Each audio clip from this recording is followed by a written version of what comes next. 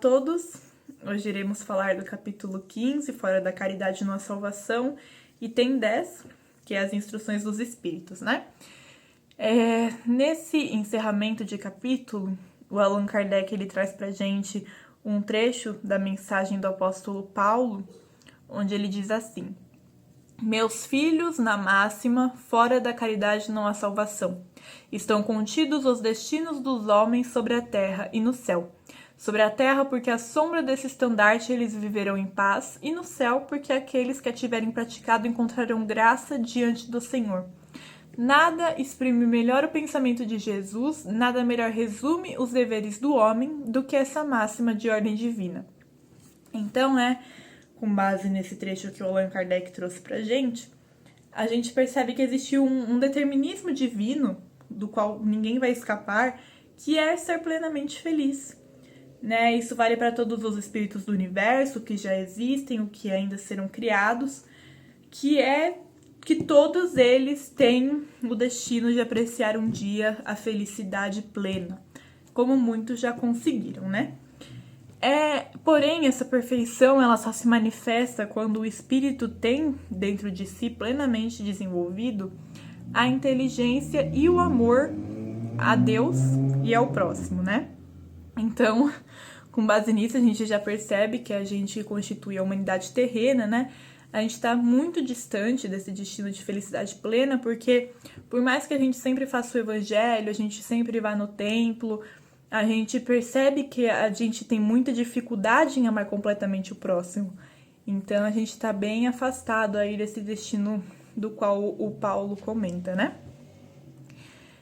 Porém, se a gente olhar para o passado da humanidade, a gente vai ter que constatar que houve uma progressão contínua e perseverante, que nos estimula a caminhar hoje, amanhã e no dia seguinte, como disse Jesus no capítulo 13, versículo 33, em Lucas, que a caminhar em direção a esse destino glorioso que é a felicidade plena, no bom uso da inteligência e no esforço de ver o próximo como um irmão, com qualidades e imperfeições, assim como nós temos também, e da maneira que nos for possível, mas sempre com a intenção de enviar vibrações positivas, votos de paz e harmonia, enfim, Eu acho que é exatamente por isso que a gente tem essa dificuldade de amar completamente o próximo, porque a gente nunca enxerga o próximo como um irmão, Qualquer tipo de relacionamento, desde uma conversa até você passar meses juntos com uma pessoa, a gente sempre enxerga os defeitos dessa pessoa, sempre aponta esses defeitos,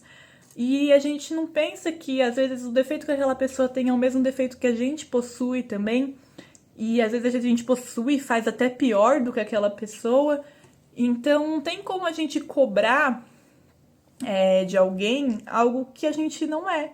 Se a gente não é um ser assim de luz completa, que a gente é extremamente evoluído, a gente não pode cobrar que a outra pessoa também seja. Elas vão ter qualidades e defeitos assim como nós temos também, Então, o que a gente tem que fazer? A gente tem sempre que olhar para o próximo, a gente tem sempre que ver o próximo como um irmão e ter sempre, independente do tipo de relacionamento que você tem com a pessoa, você tem que ter um olhar de simpatia, com aquela pessoa. Você tem que tentar se esforçar para entender que aquela pessoa vai cometer erros e vai fazer coisas muito boas, assim como você também comete e como você também faz. Então, por isso que a gente tem essa dificuldade de amar completamente o próximo, porque a gente não permite que o outro erre. A gente não permite ter esse olhar de simpatia nas relações que a gente tem com o próximo, Então, a gente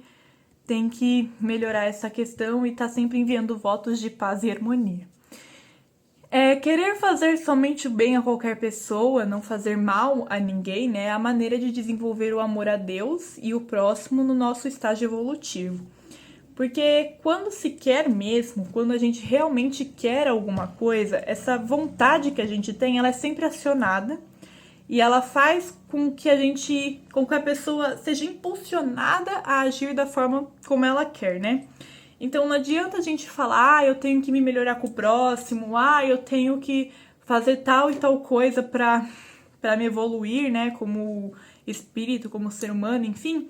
e a gente não ter realmente vontade de fazer aquilo. Não adianta você falar que vai melhorar e você não ter realmente vontade de melhorar, entendeu? Você tem que ter vontade de evoluir, você tem que ter vontade de agir melhor com o próximo, de se melhorar como pessoa, para você ter essa vontade sua te impulsionar a agir dessa maneira que você quer.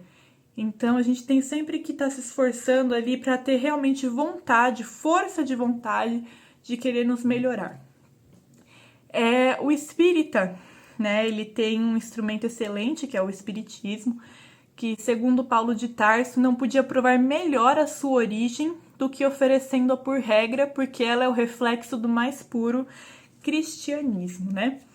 O Paulo, ele afirma que com esse lema o homem jamais se transviará, por isso que o espírita, ele deve sempre tê-lo, né, na mente, no coração, procurando interpretá-lo, sempre na sua profundidade, analisando as consequências de sua aplicação, né, a fim de podermos aplicá-lo com discernimento e bom senso em todas as suas ações.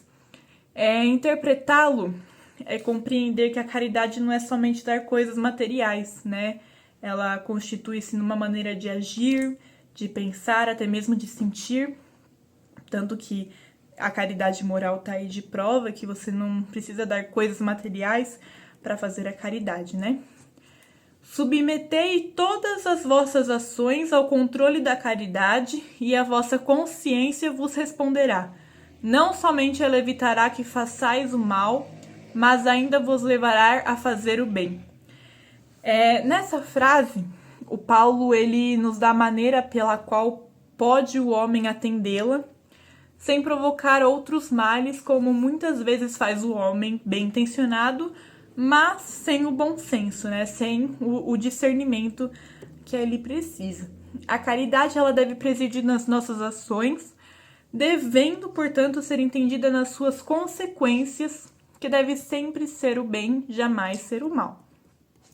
Desse modo, as ações, né, controladas e guiadas pela vontade no bem ao próximo, elas vão produzir bons frutos, além de impedir também que a gente faça o mal.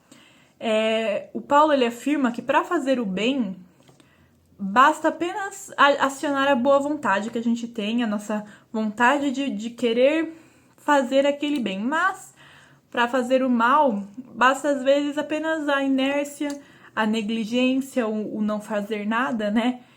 O deixar para depois, o descuidado que a gente tem com as coisas. Então, às vezes aquela negligência que a gente tem com as pessoas, com as ações que a gente tem, enfim, só isso é o suficiente para a gente fazer o mal, né?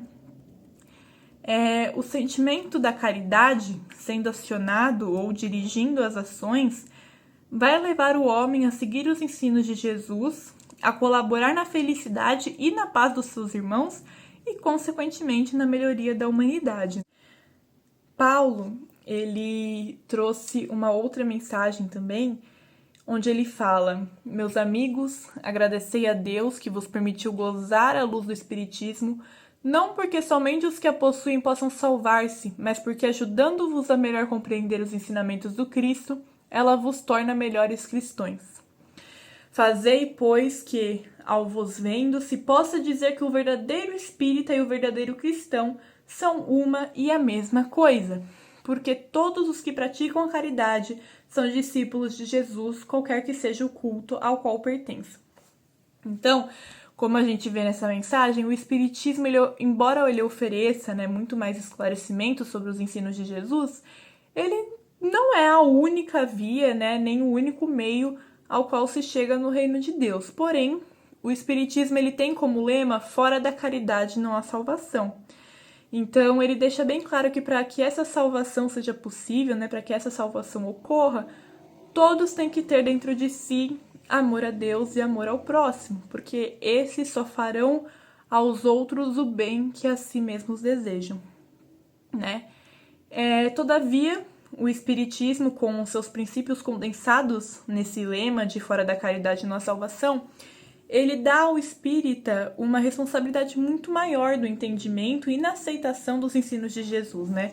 Ele cobra muito mais na aplicação, no querer e no tentar desde já a ser um verdadeiro cristão inteligente e bom, e cumprir o destino dos homens na terra, no qual Paulo comenta, né, naquela mensagem que eu citei aqui no começo do vídeo. Enfim, foi isso. Eu espero que tenha dado para entender direitinho e até o próximo evangelho.